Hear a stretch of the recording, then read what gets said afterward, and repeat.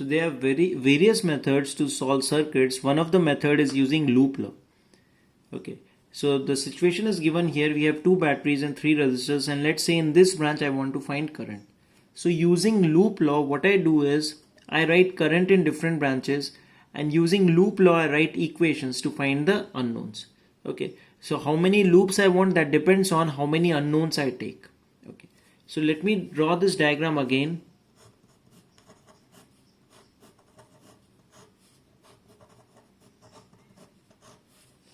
This is 5 volt, this is 10 ohms, 20 ohms, this is 20 ohms, and this is 20 volt. Okay, this is a battery, so this should be volt. Okay, so in this branch I want current. So what I do is, let's say from this branch incoming current is I. This is the junction. Let's say current divides into two parts. In this branch, let's say current is I1. So in this branch, using junction law, current has to be I minus I1. Okay, because incoming must be equal to outgoing. Okay, so here we have taken two variables, so I need at least two equations. Okay, so I take first loop as this upper loop, as you can see, like this. So I can move clockwise as well as anti-clockwise. It depends on my choice. So let's say I move anti-clockwise. Okay, right. So in this also current will be I. So let's move anti-clockwise. Here I am moving in the direction of current. So what I write using loop law, it will be minus 20I. Then from negative to positive terminal means plus 20. Okay. Then I am again moving in the direction of current, means minus IR, that is minus 20I1.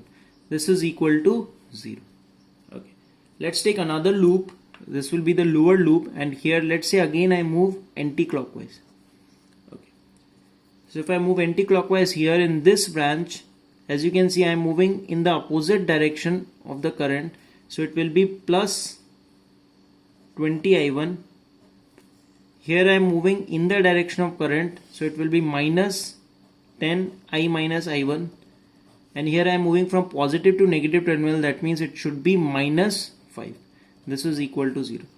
So here we have two unknowns. I want to find current in this middle branch where I have taken I1. So what I do is, from one equation I'll substitute I in terms of I1 and I'll get the value of I1. Okay, that will be my answer. That will be current in the middle branch. Okay. So let's solve this equation. The first equation is very simple, as you can see. This I can write it as minus I, 20 I can cancel. So minus I plus 1 minus I1 is equal to 0. Okay, right. So from here I can put the value of I as 1 minus I1. Let's put the value of I as 1 minus I1 in this equation. So in this equation, as you can see, this will be minus 10 and minus I1. That will be plus 10 I1. And here already we have 20 I1. So it will be plus 30 I1 minus 10 I. And I can write it as 1 minus I1. So let's put I as 1 minus I1. Minus 5 as it is, equal to 0. So let's solve this. This is 30 I1. This will be plus 10 I1. So this will be 40 I1. Okay, and this is minus 10 and minus 5. That will be minus 15. If it goes on the right hand side, it will be plus 50. Okay. So I1 will be equal to 15 divided by 40, which is equal to 3 by 8. And since I am getting answer as positive, that means direction which I have chosen is correct. By chance, if I get answer as negative, that means direction whatever I have chosen is incorrect. So you have to just reverse the direction. Okay, right. So check if you are comfortable with taking the loop and writing the loop equation. Similarly, you can get current in any branch you desire. Thank you.